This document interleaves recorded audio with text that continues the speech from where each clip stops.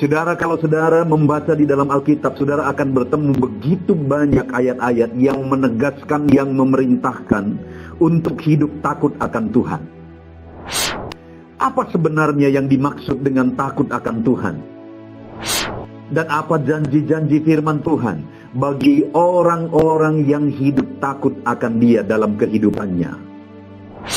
Shalom saudara, bertemu kembali di channel RPG, Renungan Penyejuk Jiwa. Renungan harian yang dibuat untuk menolong setiap anak-anak Tuhan konsisten merenungkan firman Tuhan setiap hari. Renungan ini dibuat secara ekspositori, artinya alkitabiah, sistematis dan gampang untuk dipahami. Silakan lihat layar saudara, kalau tanda subscribe masih berwarna merah, silakan ditekan dan tekan juga tanda loncengnya, maka setiap hari saudara akan mendapatkan seri renungan baru dari channel renungan ini. Puji Tuhan saudara, video ini adalah video ketiga masih dalam topik hidup takut akan Tuhan. Bagaimana sebenarnya yang dimaksud dengan hidup takut akan Tuhan dan apa janji-janji firman Tuhan bagi orang yang hidup takut akan Dia. Sekali lagi saudara, bahwa di dalam Alkitab begitu banyak teks yang menegaskan, yang mengajarkan, memerintahkan tentang hidup takut akan Tuhan. Dan di video ini dan dua video sebelumnya kita sudah belajar bahwa teks yang menjadi dasar bagi kita merenungkan kehidupan yang takut akan Tuhan itu dari Mazmur Daud, dari Mazmur pasal yang ke-25. Di mana kita sudah belajar saudara, dari ayat 1 sampai ayat 11, Daud menjelaskan tentang kehidupannya. Sebelum dia bertanya di ayat 12, siapakah orang yang takut akan Tuhan? Jadi sebelum dia bertanya, yang sebenarnya dia mau menegaskan bahwa apa yang dia jelaskan sebelumnya itu adalah gambaran hidup takut akan Tuhan, atau cara hidup yang takut akan Tuhan. Lalu kemudian siapakah yang hidup, orang yang hidup takut akan Tuhan? Di ayat 12 dia bertanya, dan dia sebutkan janji-janji Tuhan kepada orang yang takut akan Tuhan setelah pertanyaan ini. Nah, jadi kita sudah belajar saudara, bahwa hidup takut akan Tuhan yang dimaksudkan oleh Daud di sini adalah orang yang sadar bahwa dia orang yang berdosa. Dia dipanggil dari keberdosaan. Itu yang Daud katakan ayat ayat yang ke-7. Dosa-dosaku pada waktu mudaku dan pelanggaran-pelanggaranku janganlah kau ingat. Jadi dia sadar dia orang berdosa, dia dipanggil dari keberdosaan, dan bahkan hidupnya adalah kehidupan yang berdosa. Dan kemudian dia berkata, tetapi ingatlah kepadaku sesuai dengan kasih setiamu dan oleh karena kebaikanmu ya Tuhan. Dia menegaskan bahwa dia butuh kebaikan Tuhan, kasih setia Tuhan. Artinya apa? Dia sadar bahwa hanya karena kebaikan Tuhan dia layak. Hanya karena kasih setia Tuhan dia layak. Lalu kemudian ia menegaskan juga mulai ayat 9 tentang bimbingan dan tuntunan Tuhan. Lalu ayat 10 dia menjelaskan tentang orang yang berpegang kepada perintahnya, bukti dia rindu kepada tuntunan Tuhan. Artinya apa saudara? Kalau kita simpulkan sekali lagi, bahwa hidup takut akan Tuhan yang dimaksudkan oleh Daud di sini adalah kesadaran akan keberdosaan, dan hanya karena anugerah Tuhan dan kasih karunia Tuhan kita dilayakkan, dan segala sesuatu dalam hidup kita adalah karena kasih karunia Tuhan. Itu yang harus kita sadari. Dan yang berikutnya adalah bahwa aspek yang lain yang ada dalam kehidupan takut akan Tuhan adalah tuntunan Tuhan. Kita perlu tuntunan Tuhan. Dan kemudian ada komitmen yang menunjukkan bukti takut akan Tuhan. Itu yang ada di ayat 10. Segala jalan Tuhan adalah kasih setia dan kebenaran bagi orang yang berpegang pada perjanjiannya dan peringatan-peringatannya. Di mana komitmen sebagai bukti takut akan Tuhan itu adalah berpegang pada perintah Tuhan, berpegang kepada perjanjian-perjanjian firman Tuhan. Artinya berpegang kepada firman-Nya. Nah, setelah dia menegaskan itu, akhirnya dia buat satu peralihan. Sebelum dia menjelaskan apa saja janji firman Tuhan kepada orang yang takut akan Tuhan, dia menegaskan siapakah orang yang takut akan Tuhan. Dan setelah dia bertanya, kemudian mulai dia jelaskan janji-janji firman Tuhan. Itu yang sudah kita belajar di video pertama. Demikian juga video kedua. Di mana janji pertama adalah kepadanya. Kepada siapa? Kepada orang yang takut akan Tuhan. Tuhan menunjukkan jalan yang harus dipilihnya. Sekali lagi saudara, dalam hidup ini, sebagai manusia yang berdosa, sebagai manusia terbatas, kita tidak tahu hari esok. Itu sebabnya kalau kita tidak tahu hari esok, maka sebenarnya semua jalan yang kita pilih hari ini, itu tidak jelas, karena kita tidak tahu hari esok. Sedangkan Tuhan itu tahu hari esok, Dia tahu kekekalan. Dan Dia juga sudah berbicara dalam firman-Nya, sudah kita belajar dalam video-video sebelumnya adalah bahwa rancangannya adalah rancangan damai sejahtera, hari depan penuh harapan bagi kita. Dan untuk menuju sampai kepada rancangannya itu, di sini ditegaskan supaya bahwa kepadanya, kepada orang yang takut akan Tuhan, Tuhan menunjukkan jalan yang harus dipilih. Jadi hanya satu jalan yang benar, saudara. Yaitu jalan yang Tuhan sudah tetapkan menuju kepada rancangannya. Dan hanya Tuhan yang bisa menunjukkan jalan itu. Dan kepada siapa Tuhan menunjukkan jalan itu? Kepada orang yang takut akan Dia. Itu sebabnya hiduplah takut akan Tuhan. Maka Tuhan akan menuntun jalan saya, Tuhan akan menuntun jalan saudara menuju kepada rancangannya yang indah atas kemahatauannya. Lalu kemudian di video kedua kita sudah belajar. Setelah dia bertanya ayat 12, siapakah orang yang takut akan Tuhan? Dia jawab yang kedua ayat 13. Orang itu sendiri akan menetap dalam kebahagiaan dan anak cucunya akan mewarisi bumi. Janji kedua adalah orang itu, artinya orang yang takut akan Tuhan itu akan menetap dalam kebahagiaan. Dan ini bukan kebahagiaan yang bersumber dari perkara dunia, tetapi kebahagiaan yang dikerjakan Tuhan. Dan dikatakan menetap dalam kebahagiaan. Itu sebabnya tidak heran, saudara. Ada orang yang berhasil secara dunia, tapi hidupnya tidak bahagia. Dan tidak heran juga ada orang yang hidupnya susah, tapi hidupnya bahagia karena Tuhan mengerjakan kebahagiaan itu dalam hidupnya. Bukankah itu yang terjadi kepada Paulus, sekalipun dari dalam penjara? Dia tulis surat Filipi, lalu dia berikan surat itu, dan salah satu ayat yang sangat terkenal di sana adalah bersukacitalah senantiasa. Dari mana dia mengatakan itu? Dari penjara. Kok orang di dalam penjara bisa bersukacita? Karena ada Tuhan yang mengerjakan sukacita yang sejati. Kebahagiaan yang sejati. Dan itu juga yang dijanjikan firman Tuhan di sini, bahwa kalau saya dan saudara hidup dalam takut akan Dia, maka Dia mengerjakan kebahagiaan, dan saya dan saudara menetap dalam kebahagiaan itu, kata firman Tuhan. Dan anak cucunya mewarisi bumi. Jadi sampai, bukankah hal yang paling membahagiakan adalah ketika melihat anak cucu kita berhasil di masa tua kita? Dan dia katakan di sini anak cucunya mewarisi bumi. Tadi sebelumnya dia berkata bahwa dia menetap dalam kebahagiaan. Nyambung, saudara, bahwa kita akan menetap dalam kebahagiaan sampai masa tua kita pun kita akan berbahagia karena kita akan melihat anak-anak kita berhasil. Dan kepada siapa itu, dan kepada keturunan anak cucu siapa itu dikerjakan?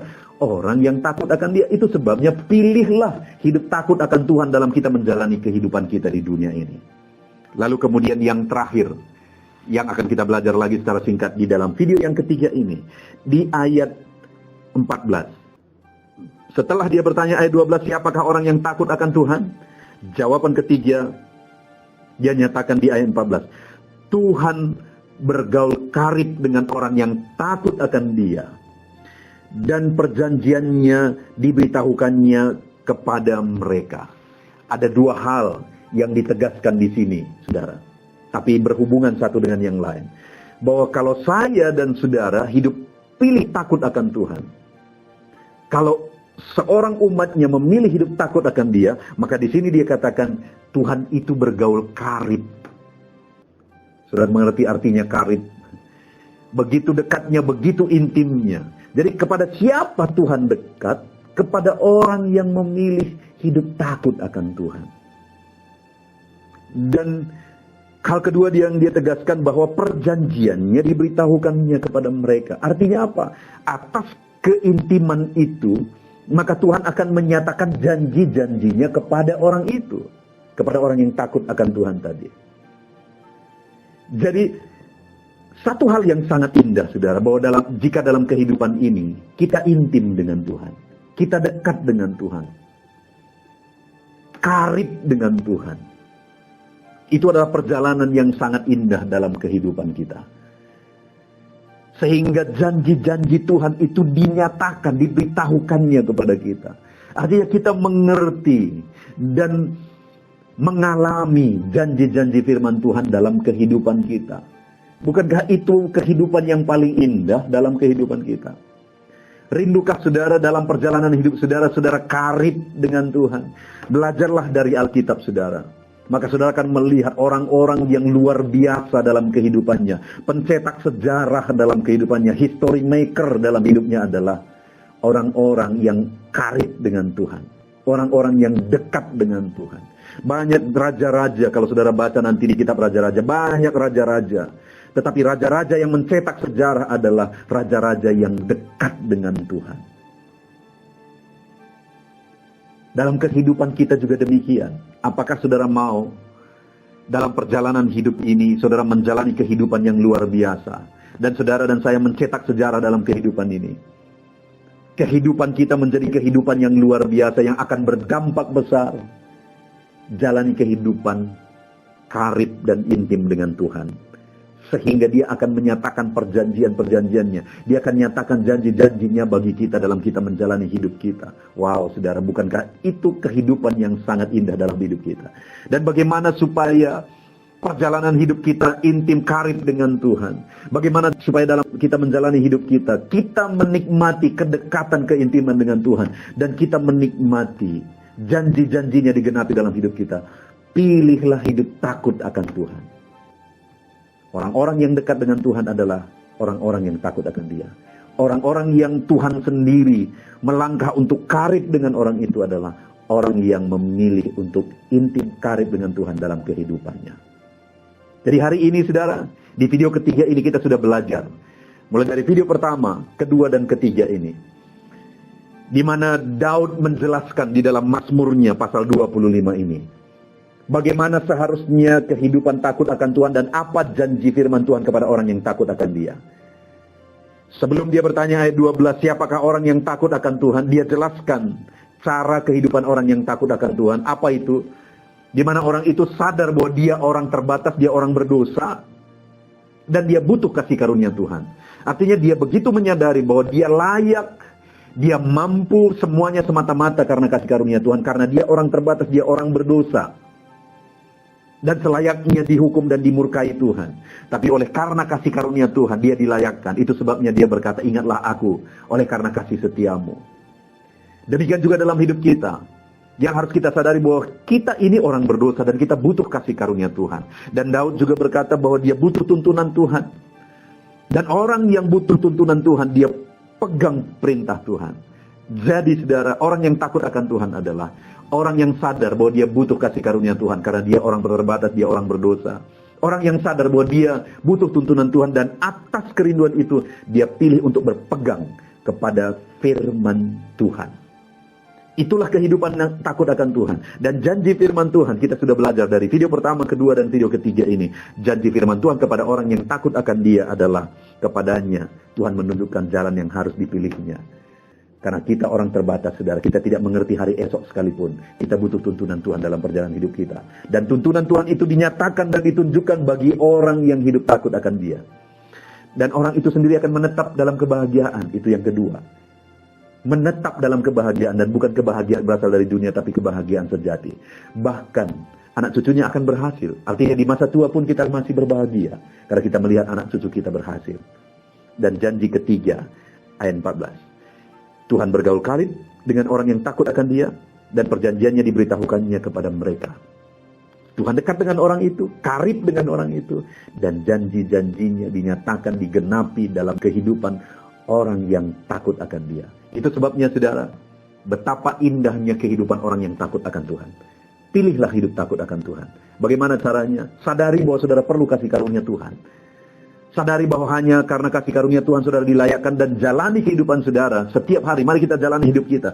Kita ada karena kasih karunia Tuhan. Kita butuh kasih karunia Tuhan. Dan kita perlu tuntunan Tuhan. Dan apa yang harus kita kerjakan? Berpegang kepada perintahnya, berpegang kepada firman-Nya. Jadikan firman Tuhan jadi standar kehidupan saudara. Bagaimana caranya? Renungkan firman Tuhan setiap hari. Itu salah satu cara yang bisa saudara pilih. Jadikan renungan ini jadi renungan harian saudara setiap hari. Dan terapkan dalam kehidupan saudara. Puji Tuhan saudara. Sebagai penegasan terakhir saya mau menegaskan. Alami janji-janji firman Tuhan, di mana saudara berjalan di jalan yang ditetapkan Tuhan. Alami kebahagiaan dalam hidup saudara, bahkan sampai masa tua saudara akan melihat anak cucu saudara berhasil. Alami kedekatan dan keintiman dengan Tuhan, dan janji-janjinya digenapi dalam hidup saudara, dengan cara hidup takut akan Dia. Puji Tuhan saudara, biarlah kita semua mengalami janji Tuhan dalam hidup kita, ketika kita berjalan hidup takut akan Tuhan. Tuhan memberkati. Mari kita berdoa. Terima kasih Bapa yang baik, saat ini kami kembali bersyukur ya Tuhan. Kami kembali sudah belajar firman-Mu. Bagaimana kami harus hidup takut akan Engkau, supaya kami mengalami janji-janji firman-Mu ketika kami memilih untuk hidup takut akan Engkau ya Tuhan. Terima kasih Bapa. Kami mau hidup takut akan Tuhan dan berpegang kepada janji-Mu, berharap kepada belas kasihan-Mu dalam kehidupan kami, merindukan tuntunan-Mu dalam kehidupan kami. Dan kami mau mengalami janji-janji firman Tuhan. Ketika kami memilih hidup takut akan Tuhan, kebahagiaan-Mu menjadi bagian kami. Kami akan melihat anak cucu kami berhasil. Kami akan melihat janji-janji-Mu digenapi dalam hidup kami. Dan keintiman kami dengan Engkau kami jalani dan kami nikmati selalu dalam hidup kami. Terima kasih buat janji-janji firman Tuhan. Dalam nama Tuhan Yesus Kristus kami berdoa. Amin. Puji Tuhan saudara. Tentunya renungan penyujuk jiwa hari ini sudah menjadi berkat bagi setiap saudara yang menyaksikan. Mari kita terapkan firman Tuhan dan raih janji firman Tuhan dalam kehidupan kita sehari-hari. Dan jangan lupa saudara, perkembangan channel ini tidak terlepas dari partisipasi saudara untuk mensubscribe, like, mengkomen, dan men-share kepada lebih banyak orang. Terima kasih buat partisipasi saudara. Tuhan Yesus memberkati.